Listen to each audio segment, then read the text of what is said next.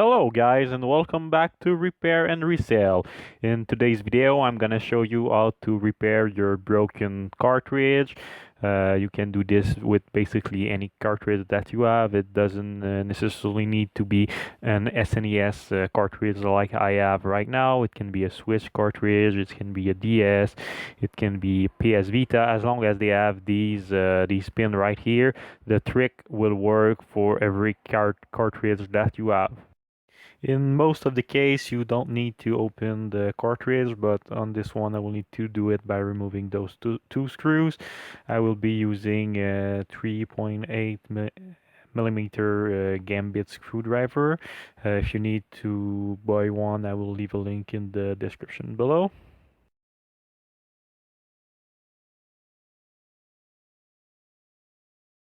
Now that the screws are removed, we can open the cartridge simply by sliding it a bit just like this, and then we will have the motherboard inside.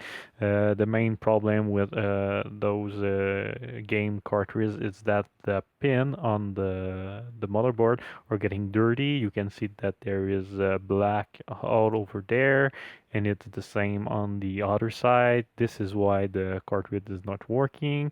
We will try to clean those contacts using isopropyl alcohol (IPA).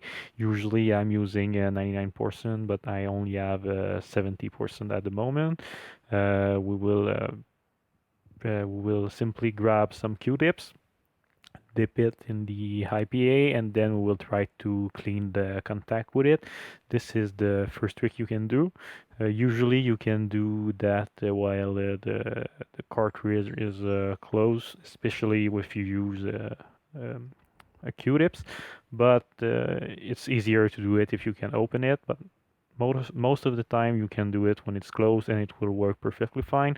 But this one might be a bit harder to do as it's really dirty in the air.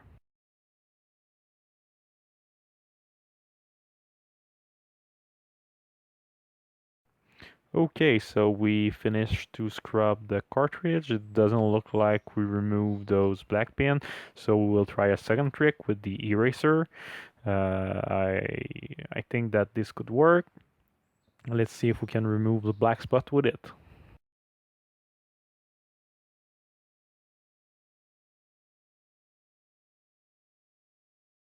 So the black spot still seems to be there. I will still do the other side, and then we will try another trick if we cannot make them disappear.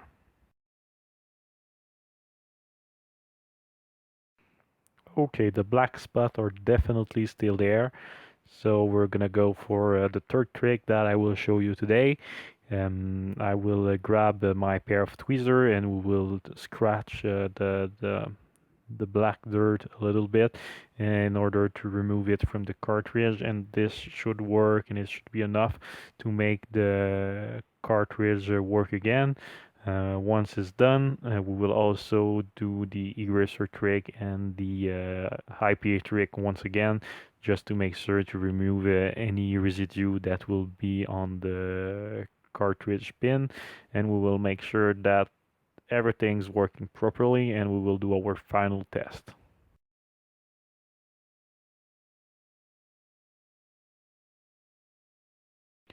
Okay, so I only do one pin and we can already see that we succeed to remove a lot of black that was on it.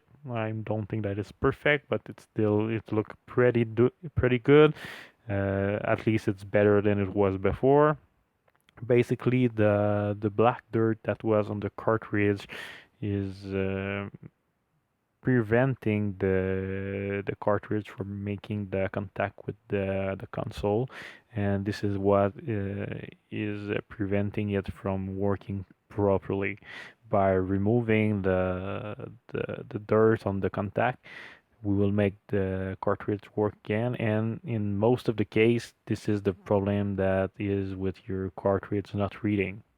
There can be other problem, but those are more rare.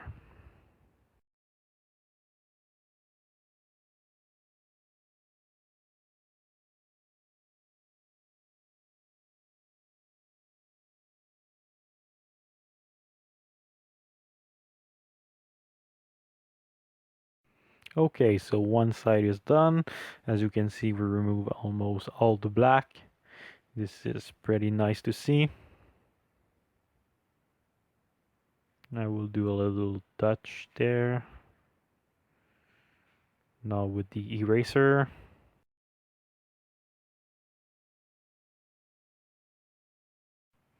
I'll do it once again with the IPA just to be sure that it's really clean.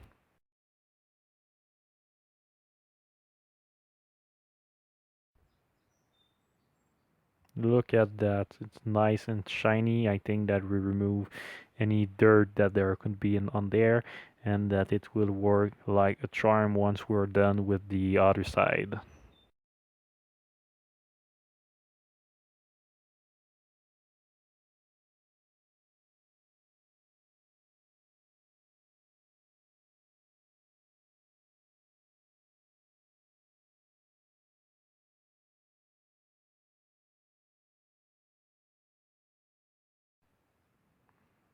Okay, so now it's done with the tweezer. Let's do it with the eraser and the IPA now.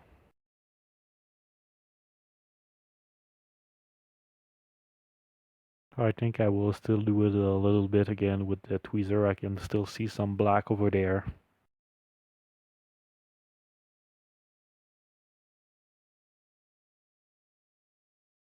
This is definitely better. Now I will do it back with the eraser and the IPA, and I think that we will ready to put the cartridge back together and to test it.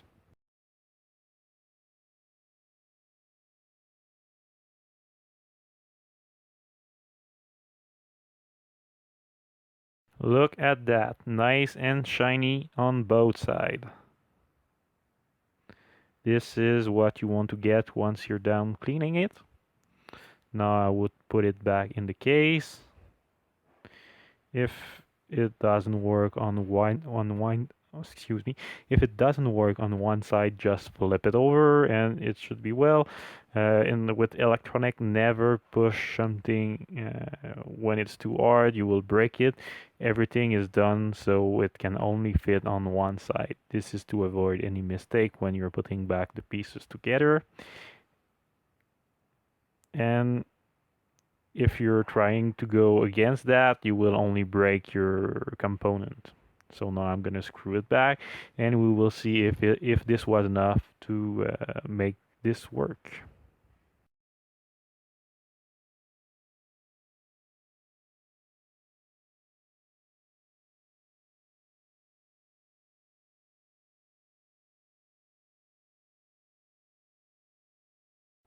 So here we go. This is fully assembled. So let's go with my TV. It's still a pretty old TV, but it will allow us to know if it's working or not.